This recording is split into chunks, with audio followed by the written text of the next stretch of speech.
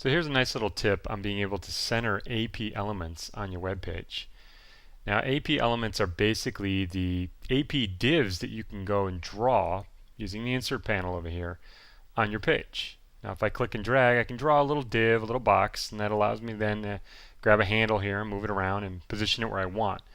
Now, a lot of people love working with these, and they are just divs with styles created. As a matter of fact, if I look at the CSS styles on the right, I'll see it's generating ID styles for me. AP, you guys, stands for absolutely positioned, which pretty much means they're stuck. So what I want to do is I want to make it so that we can center these out there on the website. So I'm going to get rid of that one. Here's the way it works. If you have any positioned elements, and if I click on these boxes out here, I can see by this little tab here that they are AP elements. And I want to center the whole design, let's say, so when somebody's browser window opens and closes, it'll kind of track in the center.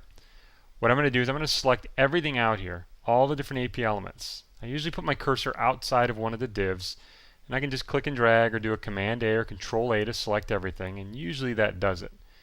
If I can't get that to work, if I go to the split code here and take a look, I want to make sure that I'm selecting pretty much everything in the body here, if you guys take a look. So the div, div, div. I've got 3 divs here.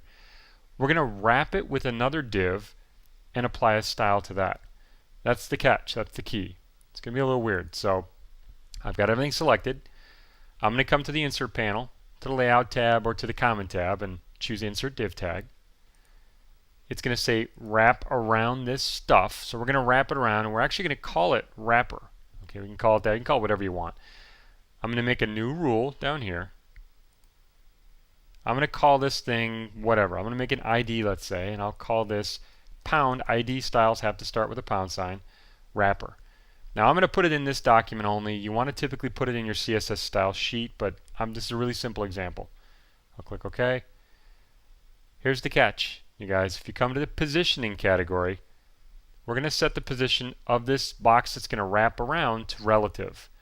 If you do that, what's going to happen is any box that's inside, any div that's inside, is going to be positioned relative to this box, so to the corner of the box. Then we're going to set a width on it, whatever we want, typically 950, that sort of thing, and I should be good. Then I'm going to center it. To center this box out here, this wrapper box, I go to Box, turn off margin, and you guys do this for every site you're going to work on if you want it to center. You set the right and left margins to auto. I click OK. Got my wrapper, click OK, and I'm basically done. If I save this, go take a look at it in the browser. Let's see what we get out here. You guys are going to see my messy desktop out there. And you can see right here, look what happens. This works in IE6, IE7, IE8, pretty much all the browsers, and it makes it so it centers itself nice and neat. You can still position those. If I go back to Dreamweaver, still position them, move them around, do things like that, but now they're relative to this box here, which is pretty thin. So it's a pretty simple little tip. It just takes one little step. If you guys want to start adding colors to the background, images, things like that, it gets a little bit trickier, a little further in, but this is a good way to get started and just get this thing centered out there.